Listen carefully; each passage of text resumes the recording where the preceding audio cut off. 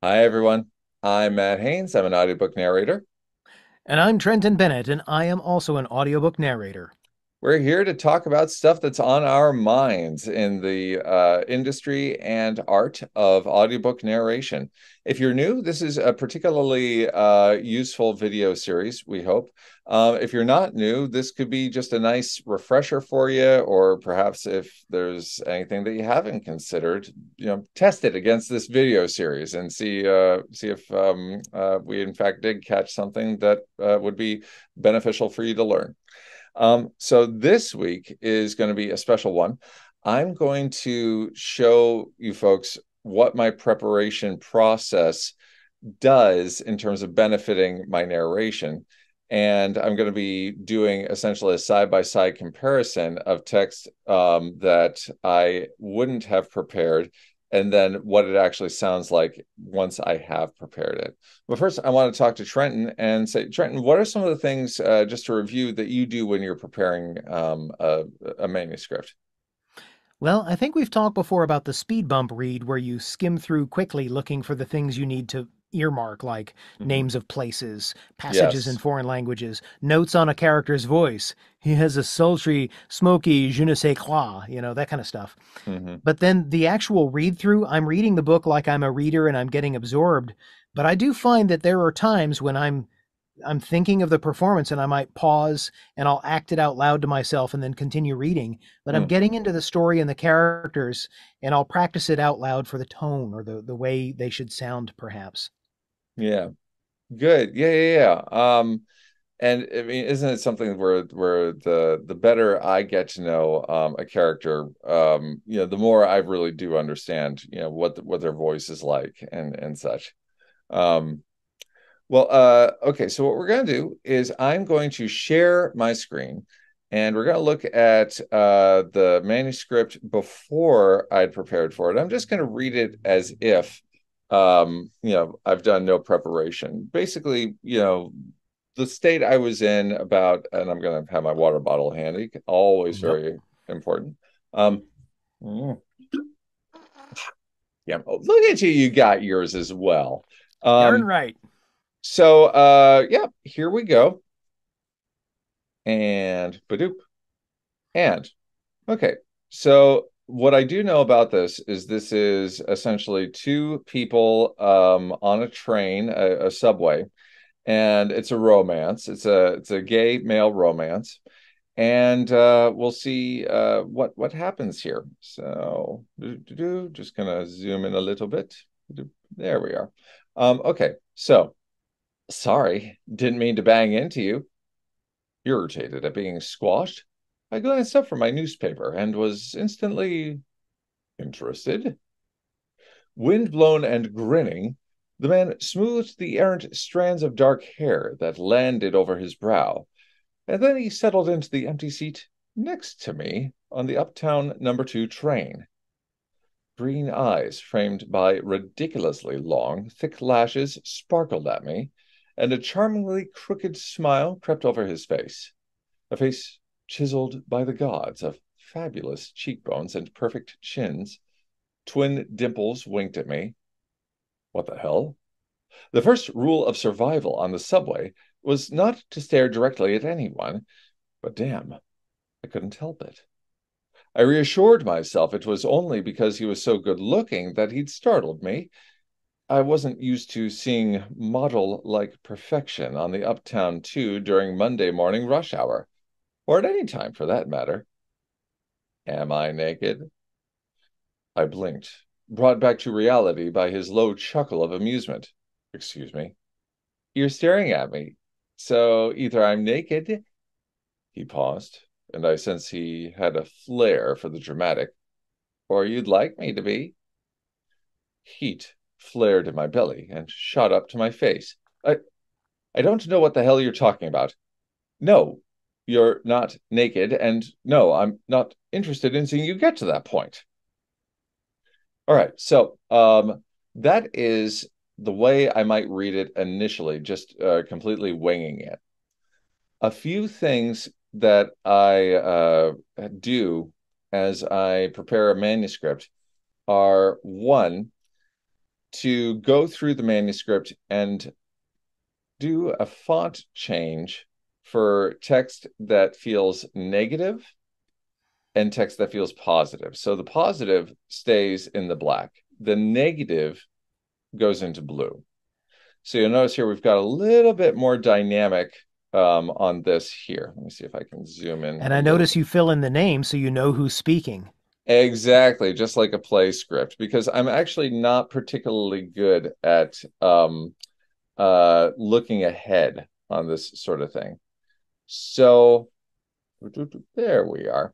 Um, so there's that. And now what I also do is when I am taking a look at what they've I'm using my finger to point at the text right now, although you folks can't see that. So I include almost stage directions in terms of tone and approach. So we have this, and I believe there was a chuckle. I blinked, brought back by his low chuckle of amusement. So I would also tend to put chuckle in there. I'm going to put that right now. But also, just the importance of reading through the whole book is I learned subsequently that indeed Ethan, the character who is being flirtatious, has a husky voice. Also, scrappier speech pattern. I've learned that Ethan is somebody who considers himself very meat and potatoes and not overly sophisticated. Now, on the other hand, this character, Nash, is described as calm and measured, and only breaks that calm and measured demeanor about halfway through the book. So I need to keep that in mind, even when he's agitated. What else? Oh, yes. I learned that Ethan was brought up in New York and Brooklyn. So that's another way to differentiate the characters. So what I did with Ethan is I framed him as almost Ralph Macchio. Um, so I gave him sort of a bit of a husky voice, kind of a young voice. We also learned that Nash is about 12 years older than Ethan, so I gave his voice a little bit more gravitas. I went into with the author's collaboration, Felice Stevens. We agreed that sort of a younger Harrison Ford would be good. And one thing I know about Harrison Ford is that his R's tend to be very hard, and there's a muscularity to his voice. Um, so we've got Ethan. Well, do we give a really strong accent for Ethan? The one thing that I did with Ethan to make his New Yorkness a little bit more obvious than general American is I simply dentalized the D's and the T's at the ends of his words. So let's do it again, and I'm going to do all that with the things that I've kept in mind. Okay. Sorry, didn't mean to bang into you. Irritated at being squashed, I glanced up from my newspaper and was instantly interested. Wind-blown and grinning, the man smoothed the errant strands of dark hair that landed over his brow, and then he settled into the empty seat next to me on the Uptown #2 train. Green eyes, framed by ridiculously long, thick lashes, sparkled at me, and a charmingly crooked smile crept over his face. A face chiseled by the gods of fabulous cheekbones and perfect chins. Twin dimples winked at me. What the hell? The first rule of survival on the subway was not to stare directly at anyone. But damn, I couldn't help it. I reassured myself it was only because he was so good looking that he'd startled me. I wasn't used to seeing model-like perfection on the Uptown 2 during Monday morning rush hour, or any time for that matter. Am I naked? I blinked, brought back to reality by his low chuckle of amusement. Excuse me. You're staring at me. So either I'm naked. He paused, and I sensed he had a flair for the dramatic, or you'd like me to be. Heat flared in my belly and shot up to my face. I I don't know what the hell you're talking about. No, you're not naked.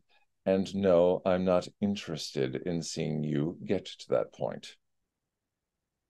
So those are the differences. Um, anything that this reminds you of when you're narrating, or any sort of insights that come to you? Yeah, the idea that you mentioned earlier where you're changing the voice of the older character is also a good character choice because he's the more steady, he's supposed to be the more straightforward, the more measured and calm. But one of the Right. things I love about this is because this is a first person narration, it's more obvious when you go from your cold read to this warm I've prepped for it. Mm-hmm. You have the measure of the text really well. So the narrator is the main character. So he's going to react a lot more to the story than if the narrator is removed from the story in its third person. Okay. Yeah. And Yeah. I Yeah. Yeah. noticed the way the colors flip you from hot to cold, so to speak. Yeah. It's a nice even transition. It helps you do that without it being so jarring. I kind of like that, but mostly I just liked the fact that the measure of the narration text had more of a meter to it. It had more of a flow and a rhythm that matched that character when he started Mm, speaking with his voice. right. Right. Yeah. Yeah. Totally. Well, thank you. Yeah, and folks, that book is called On the Two, talking about the subway line.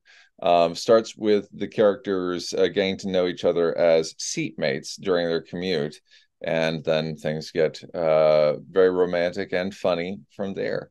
It's by Felice Stevens. It'll be coming out soon, so keep an eye out for it. Meantime, Awesome. I'm Matt Haynes. And I'm Trenton Bennett. And as your narrators and teachers of narration, I hope that our voices and your ears meet again real soon. Thanks, everybody. Thanks, Matt. That was great. Thank you.